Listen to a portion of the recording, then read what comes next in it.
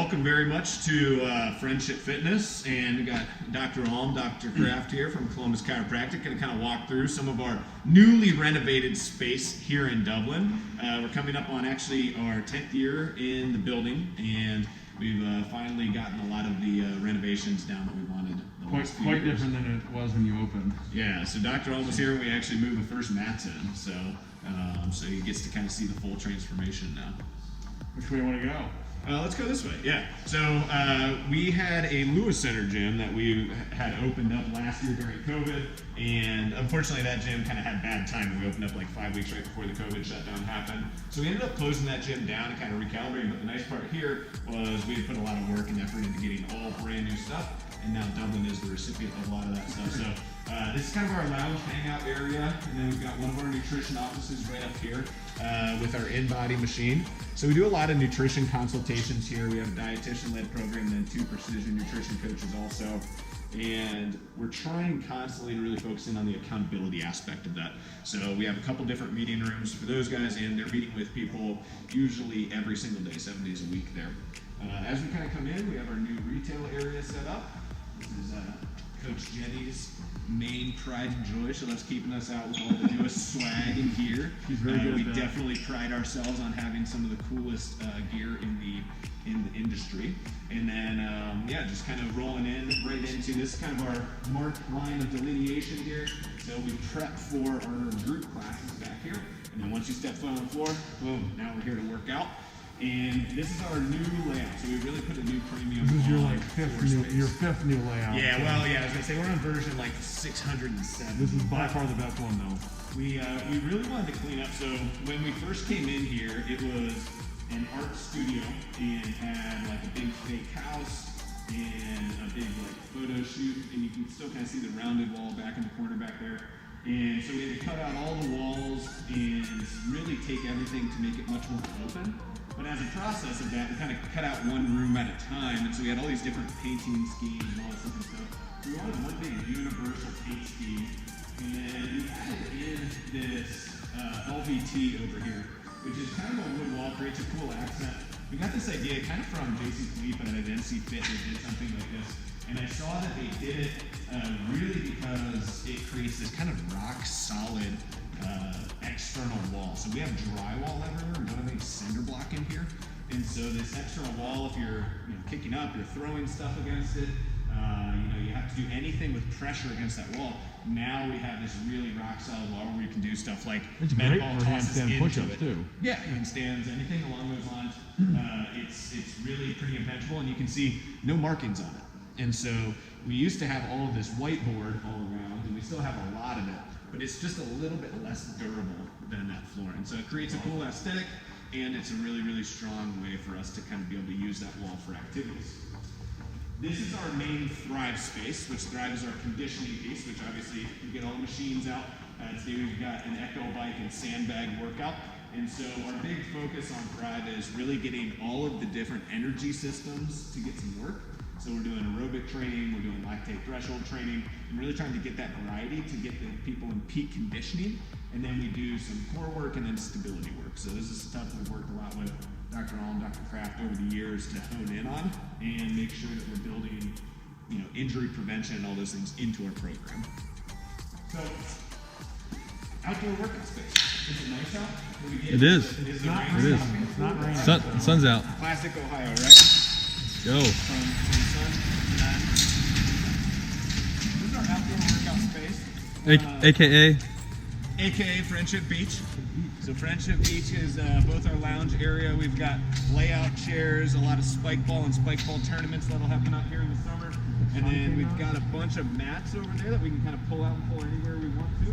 And really we like to come out here and do a lot of our workouts outside. If you can get vitamin D, some laughter, high fives, friendship, hugs, and a workout all in 1 hour, we consider that to be a great day that's setting you up well for success in your health and fitness. So this turf project was something we started a few years ago. Then we started on the compound with the rail cars and the fencing, and it really has turned into probably my favorite part of the entire gym. And we really love doing workouts out here and bringing the group out.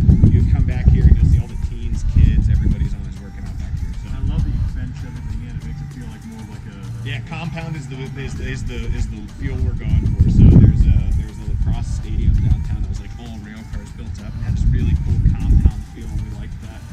So we kind of wanted the same for us. And it provides a little privacy in the non-private area. So that kind of goes out to what used to be our mini dog park.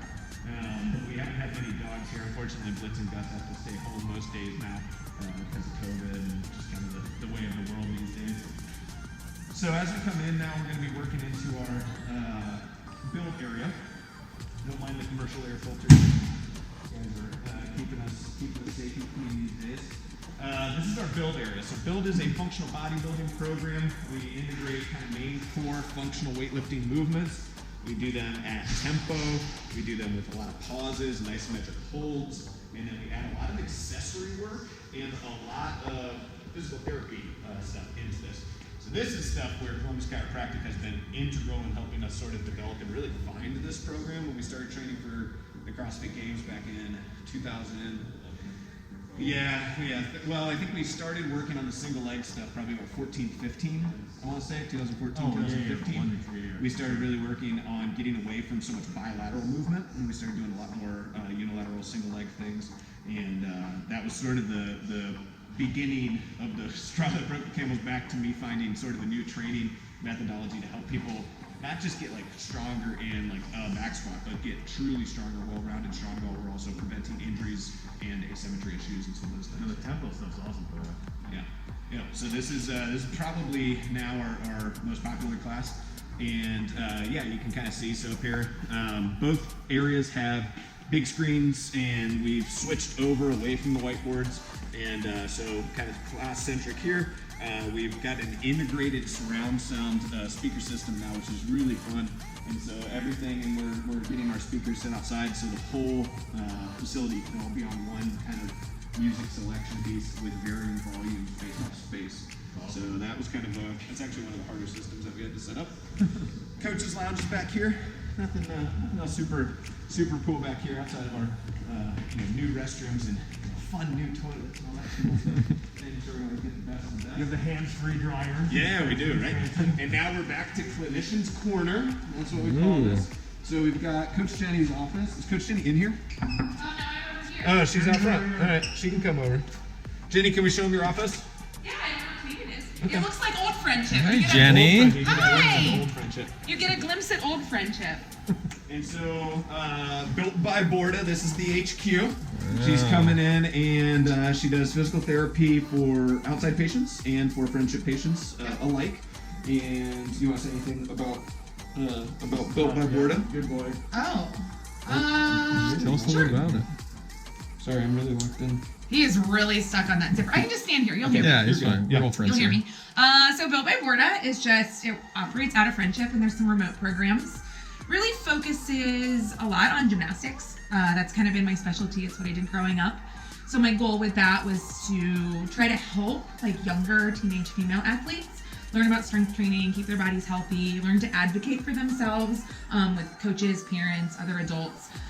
So kind of physical therapy and wellness based. But then I also see adults from Friendship or outside, so usually active adults, get a lot of patients who've maybe gone to traditional therapy and didn't have physical therapists that did high level activity. So kind of bridge the gap between true beginning PT and return to sport.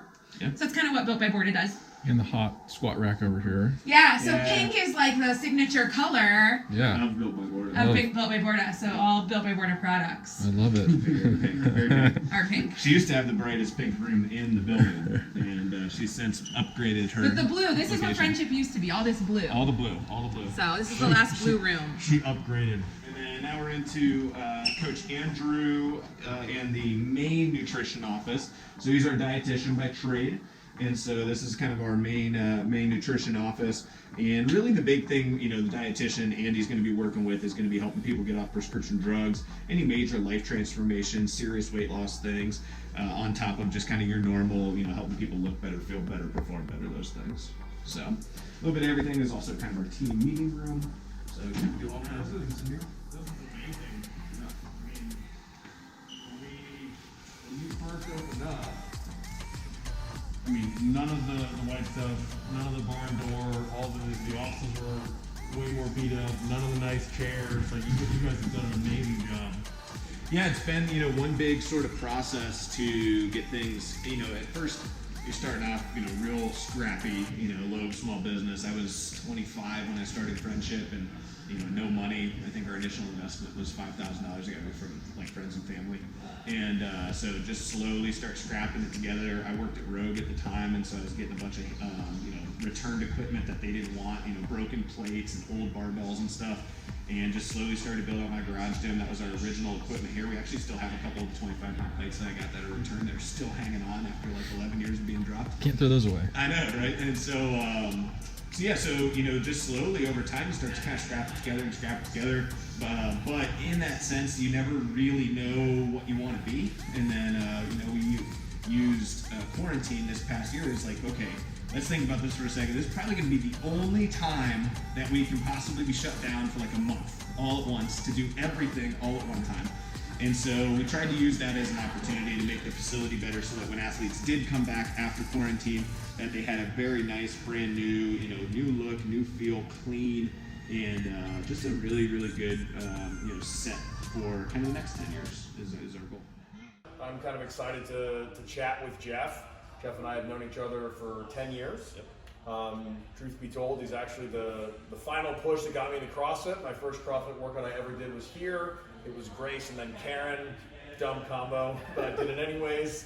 So it was exciting. And to be honest with you, we just got this incredible tour, and it would take me longer than you guys want to watch to talk about all the changes that they've gone through, both structurally, both in terms of the dynamics of the business. Everything about it has been really, really fun to sort of watch, so that's been awesome. I guess to kind of start off, we'll just go straight at the issue. When I first met you, this was a certified CrossFit gym, and I know that that's still an influence to you, but why don't you talk about, what's the difference here and how it may differ from other CrossFit gyms? Yeah, so I started in CrossFit in about 2006 while I was in the Army.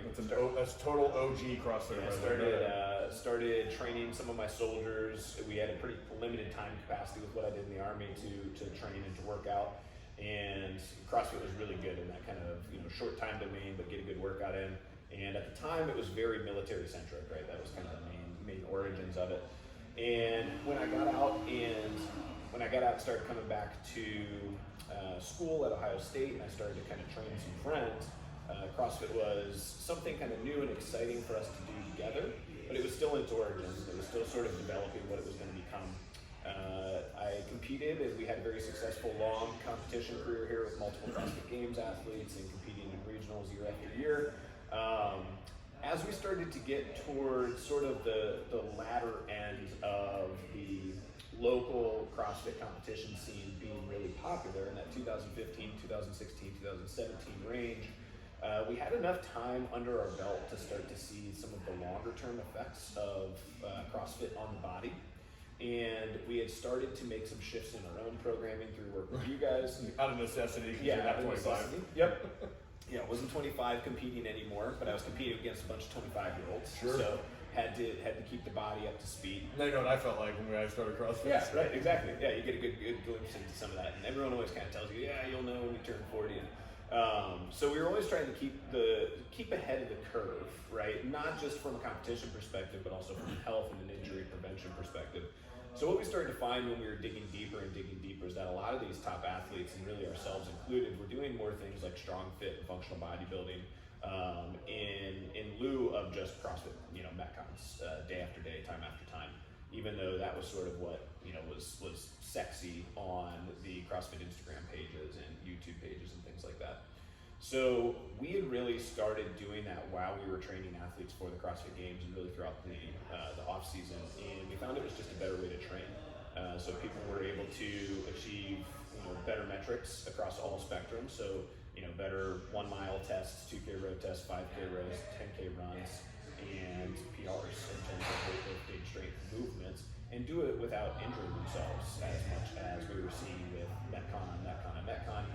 Kipping shoulder is something that you and I have had sort of an all-on assault for probably the last 5 years on, trying to help people understand why we kept, what is the purpose of keeping, and when it's appropriate to and not. And so over time, our program here, my program for my athletes, started to slowly drift away from a lot of the things that was being pushed in sort of the CrossFit mainstream. And it also sort of started to separate from what people understood CrossFit to be. And so CrossFit really is, mixed modal domain, high intensity interval training in some capacity, right? And so we still do that here. We've just separated and split out a little bit of what people think of as traditional modern CrossFit, which I actually think of as CrossFit 2014 or 15, which is like it's changed quite a bit, yeah. And so, that old model was, lift and then do a Metcon. And so, 15 to 20 minutes is going to be somewhat focused on the strength movement for the day, and then a Metcon at the end is going to leave people gassed and lying on their backs and breathing really hard. Well, kind of a couple in on that. Also with CrossFit, it was so early, it just kept being more and more and more and more and more. So in 2006, it was like, all right, we're going to come in, we're going to max out our squat today. Yeah. And we're done. Yeah. And then it started adding like, well, if we just keep stacking on more weight, more reps, Yep. do 3 Metcons instead of only 1 Metcon, Yep. and it just sort of created a little bit of a monster. It got people in shape fast, but then they sort of broke down, and that's right around that time. Well, when we first started doing CrossFit, it wasn't a 1 hour class, and people weren't necessarily paying for a 1 hour class. It was, you had a workout for the day, right? And once the workout for the day was done, so if you did, Cindy, you maybe do a 10-15 minute warm up, and then you do a 20 minute workout, and you're out in 30 minutes. And the time efficiency of that was actually something that was great about it. For me, when I first started, that was actually what I liked about it. And if you had a strength day, you focused on strength. And that really now is what we've done, is we've created a build where it is strength focused. You get a full hour. If you want to get stronger, if we want to develop your body, if we want to build muscle mass, if we want to build better capacity and better movements and those things, let's focus on it. Let's make that the focus for a full hour. Let's not just dabble, let's not dip our toes in it for 10 or 15 minutes. Let's really go all in on that for that day. And then the next day, if we want to do a Metcon or we want to do a more CrossFit style workout with a little bit higher heart rate, let's do that the next day, right? We don't necessarily need to bunch those two things up. What we found is that CrossFit training wasn't really hitting the corners of either optimally.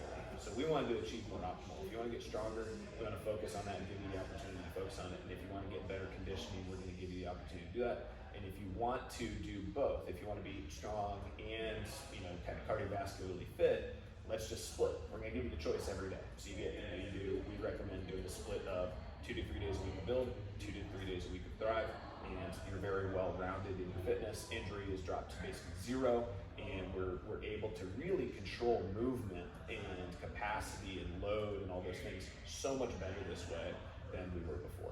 I was going to ask is if you guys had a program where you kind of answered where you said you recommend 2 days, 2 to 3 days each way, and depending on your goals. But you guys, like as coaches, then kind of help people guide them into, hey, this might be more of, you might be somebody that does 3 days of strength and then work in some conditioning based on the goals.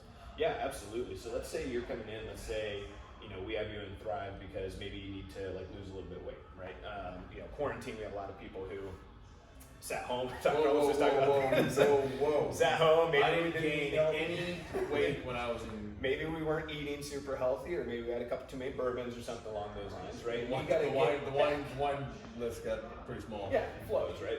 And so we've got to get back in shape a little bit. So we, on the surface there, we might say, hey, I want you to do some Thrive. We're going to get your heart rate up a little bit. We're going to get the blood flow moving. But maybe while we're watching you do that, our squat is underdeveloped. And so we need to break down and spend more time where we are really focused on the squat.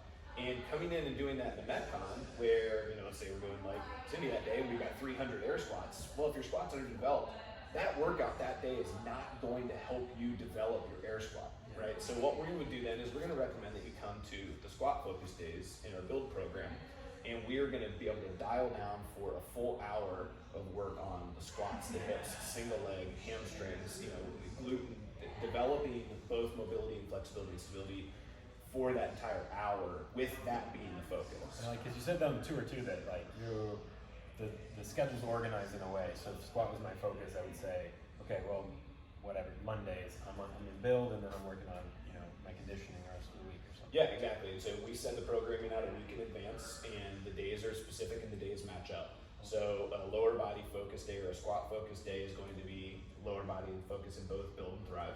So that way you don't do a bunch of squats on Monday and Thrive and come Which next was day. one of the problems with original CrossFit is you were sort of just writing programs, and then if somebody came Monday, Tuesday, Wednesday, didn't come on Thursday or Friday, or they did a drop in at some other gym somewhere else, they Right. come in, oh great, I ended up just squatting and doing poster chain stuff 3 days in a row. Right. So now that's really smart that you have that, so even if they can only get in there on Tuesdays and Thursdays, they're still able to hit the same stuff. And there's just not a lot of effort. The really good gyms are out there and they're doing split kettlebell farmers carries, walking lunge work, split squats, things along those lines. They're walking out of just doing bilateral hip hinging over and over and over and over Which is again. 75% of most CrossFit, the traditional CrossFit movement. Right, and so that was one of the things that we talked about forever was we've got to switch up, the planes of movement. We've got to switch up, get more single leg work in there, get more single arm work in there. If we're doing stuff, if we're going to be You love odd objects, so odd object stuff. Yeah, if we're going to be doing a lot of hanging stuff, let's make sure that we actually have the capacity to hang well, and set ourselves up in a good scapular position, a good core position. So, I mean, you do that really well in the actual Thrive space or like the traditional Metcon thing. I know you mentioned a little bit there, but I think it's good to talk about here. What are the things that you're doing in the actual build space and the programming that allows you to minimize, injury, keep the people healthy, and then get them strong? Yeah, so tempo training is one of the big core fundamental pieces of functional bodybuilding. So that's regulating the speed that you're performing the movement, basically. Right, and so there's kind of 3 ways that we can make a movement harder, right? We can add intensity and load, right? So we're going to make your back squat heavier, right? We can increase the range of motion, so you can go deeper or have a longer range of motion in your squat, or we can change up the time that it takes you to do the squat, so you can play with the tempo a little bit. And so really the safest 2 of those, the last one that we should be focused on is the load, right? Is just more weight. And so what we get is a lot of people will skip through positions, so they won't have a really good stable bottom of the squat position, and they'll go ahead and start increasing the load, and that's a recipe both for injury but also a recipe for an immature undeveloped squat. And so by changing and making it challenging first through the tempo, right, then you can really see the true core fundamentals of that person's movement, and then and only then can they increase the load. Because if you do, let's say you're doing 4-second lower, 4-second pause, 4-second raise back squat for 4 reps, I'm not doing that. your load is going to just be completely limited. Plus the clips. Yeah, right. It's very, very little. And so then we get to see proficiency in movement. What you start to see is some of our truly great squatters, and we're very lucky here to have some just truly just great squatters. Is Meat Wagon still here? Yeah, he's They have nicknames, everybody, and Meat Wagon is said with all love. And even Maria, if you look at from a straight to body weight perspective, is somebody who's always had a really, I think she back squatted around 295 at a 120 body weight. Which is crazy. And but if you watch her go through those tempos, she'll do more than most of the guys in the gym for the tempo that day, and it isn't as strenuous for her because she has such stable, good positions there. And so that's one of the big core tenets. And then the other component of that is the other part of build that's not necessarily going to be the core functional movement for the day, which would be like things like a front squat, a back squat, a deadlift, a power clean, a strict press, a push press, things like that. Those are always going to sort of be the front portion, and that's going to have some sort of a tempo, a pause. We just do regular eccentric stuff and concentric, just normal max lifting. But then the other portion of the day is always going to be getting towards some of those smaller muscle groups. So a little bit more like isolation exercises and really trying to find weaknesses in the body, both mobility weaknesses, but also stability and strength weaknesses. Where have you built up kind of a compensation that with both arms working together, you can get by? But as soon as we take it to a single arm, all of a sudden now we see this huge glaring mobility and stability and strength weakness come out, and you're struggling. So now we're able to find the weak link in the chain and start attacking that. So that's good. I mean, we kind of do a very, very similar thing in the office that we've talked about like a million times, is looking for functional blocks, I call them. The nice thing about that is in the gym, you're able to improve somebody's function or reduce their functional blocks, which is going to reduce the likelihood they actually get injured doing anything, whether it's something in here or something at home. Right. And then it's also going to sort of like open it up and their performance can go up as well. So that's great. Yeah, and as soon as we find that weak link, like we usually find that actually is probably limiting more people than anything else is. I guess we could talk, Jeff and I could talk for hours about the history of CrossFit and stuff like that, but one thing that you didn't mention that you probably figured out is that you're right here with that, you're actually solving one of the major problems with traditional CrossFit stuff, and that is it's sort of like a program that's written for everyone and no one. Right. And when you come in and you add volume and you get somebody doing cool movements like squatting and cleaning and swinging, they're gonna get strong. Right. But ultimately they end up like plateauing because to get to that next level, you actually need to identify their functional blocks. You need to figure out specifically like which energy systems do they need to be hammering, which movements they need to be practicing. And if you're just going in and it's a program written for sort of everyone and no one, you're not able to actually target that stuff. And so then what is the natural, just to kind of go off on top of what you're saying there, the natural thing then for most CrossFitters in that world, this is the number one problem that we see a lot of CrossFitters develop, is their mindset becomes more. Right. How do I bust plateaus? I have to back squat more volume, instead more of load. what you just said, which is we have to find the weak link in the chain. We have to go back to the root fundamentals and find some of the issues that are kind of hiding there. And instead they say more weight, more volume, 2 sessions, 3 sessions, more. It works for 2 years. And yeah, exactly. It's very limited timeline, and that's why the injury rate, can get out of whack.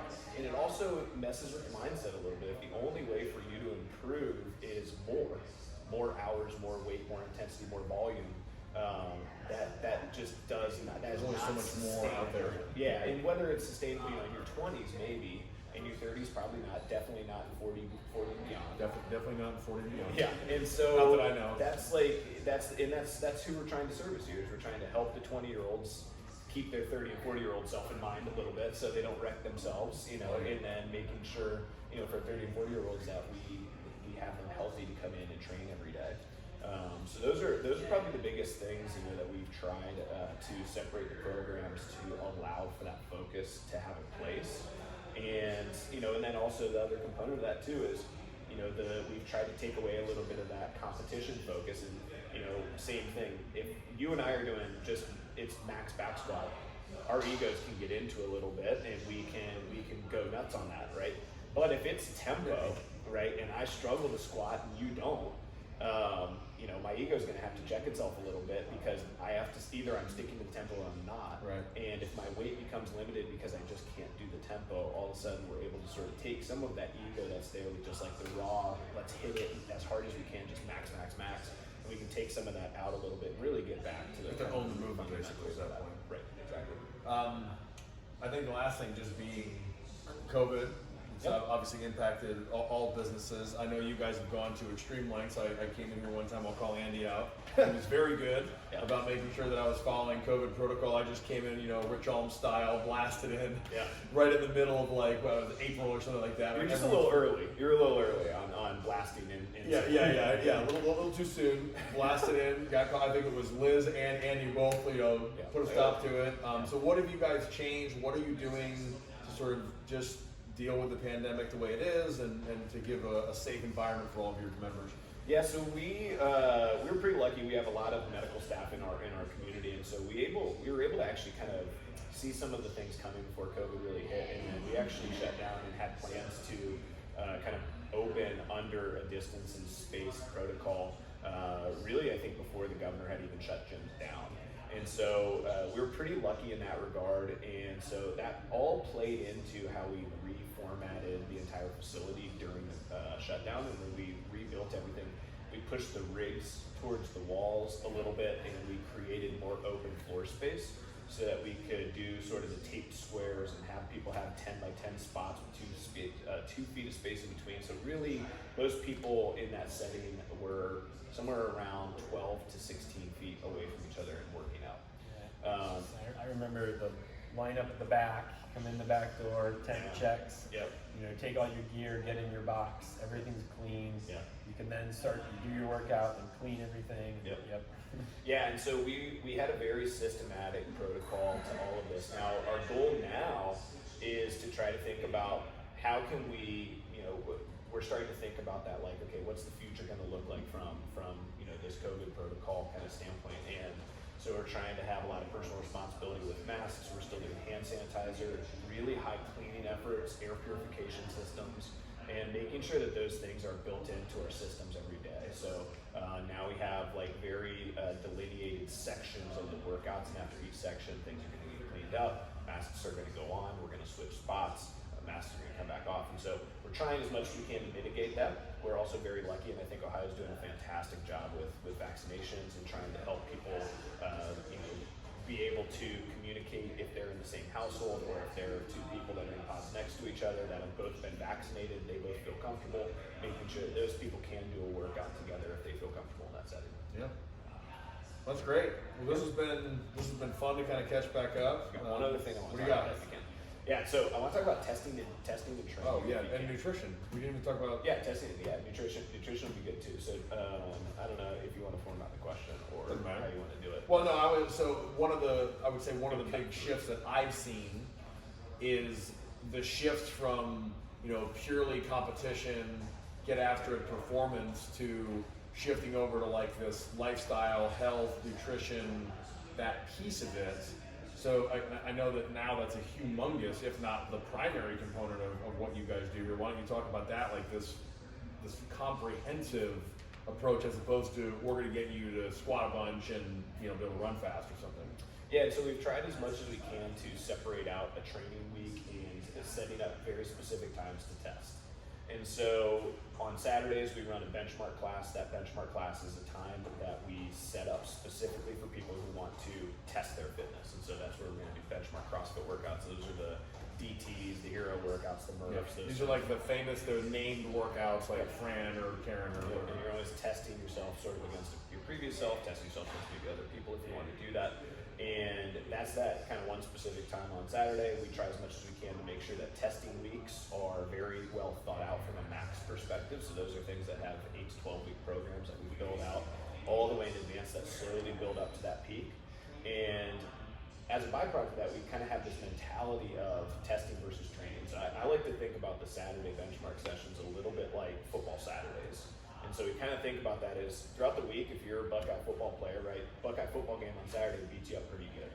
And so throughout the week then, there's got to be sort of a systematic protocol where we have days where the body's going to recover from itself. We're going to have days where we have to get a little bit of practice in, we have to get our lifts in, we have to continue to get stronger to get ready again for Saturday where we're going to beat our bodies up a little bit more.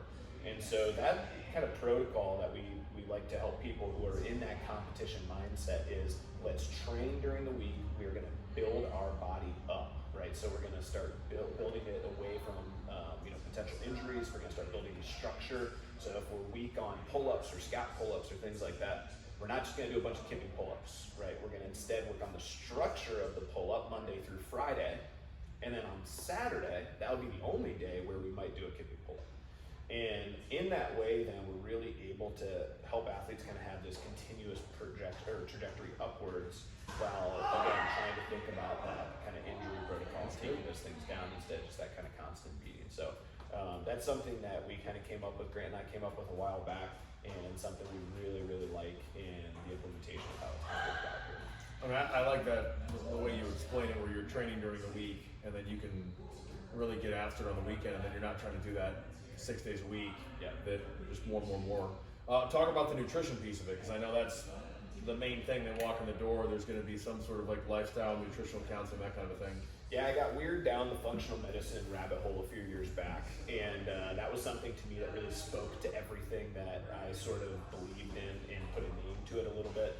And that kind of functional medicine idea is that we sort of all have the capacity with the help of chiropractors and physical therapists eating and moving more, and not kind of sitting on electronics and eating the standard American diet. We have the capacity to really help out our own health picture, and so we wanted to start to make sure that we took the steps to work closer in relationships with doctors, MDs, and DOs, and people who are out there on sort of the front lines of maybe getting blood tests from somebody and saying, hey, you're pre-diabetic. And then we wanted to make sure that they could hand that person off to us, and that we had the systems in place to help that person never have to go on diabetic medication. And so the nutrition program, and really Andy, has been one of the best things that really has ever happened to us. Don't let him hear that. We'll cut that out for sure. And he just does such a great job of helping people. We've got multiple 100-pound weight losses that he's helped integrate now. Just hundreds and hundreds of people off of prescription medications. And the nutrition program was something that we really wanted to help be that next step for people. When you get a prescription or you get a diagnosis from a doctor, people's first kind of step is, oh my gosh, like what next? And we want your next question to be, how do I get off of this? How do I not have to take this medication anymore? And then we want to be able to help with that. I mean, that's the piece. So I probably can speak for you because we have similar like approaches to fitness. I really think that this guy named Stephen Finney, who's a famous keto guy, not to push keto, but he says if you basically are going to exercise for fitness and you eat for health, right?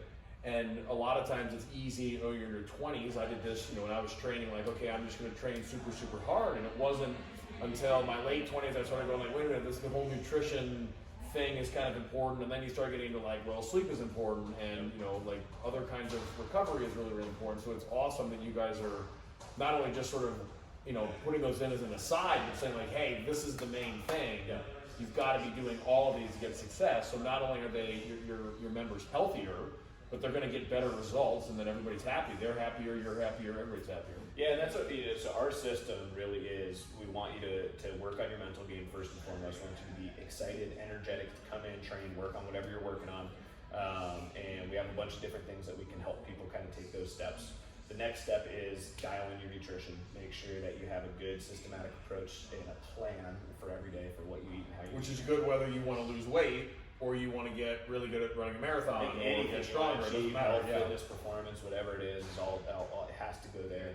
Next, then we focus on movement, right? And if you can move well, and if I can say, hey, I want you to do barefooted squats, you can do that perfectly. And I want you to what would you do, like a wall slide or something where we're testing your thoracic and shoulder. You can do that perfectly. If you move like beautifully and you have great stability, then our next step is to really focus in on performance metrics, right? And so that's sort of our step system, and we try to get everybody to buy in sort of that protocol where if we're in the right headspace, if we're focused, energetic, excited to come in and work on ourselves, then you're going to be able to take those next steps and work on nutrition, work on movement, work on performance. I love it. And so that's sort of the friendship system kind of all in one, and that's been our push. And so we have that conversation with everybody who walks through the doors, and some people are ready to hear that, and some people are like, yeah, I was just trying to kind of come in and get a workout in, and then it's like, oh no, man, so much more than that. Like, you got to get juiced about it. It's about everything. You got to be working on your nutrition and all that stuff. And so sometimes it's too much for people, but the people who it's perfect for, it really is able to help them. So no, that's great. It's been a ton of fun watching this sort of like evolve and morph into this amazing gym that it is. So thanks for having us in. You guys have done a lot for me too. I've been having talk about the last couple of years. I love it. But yeah, we appreciate you, Jeff, and Friendship Fitness. So support 614. Yeah, support 614. Thanks, man. Oh, thanks, guys. Appreciate it.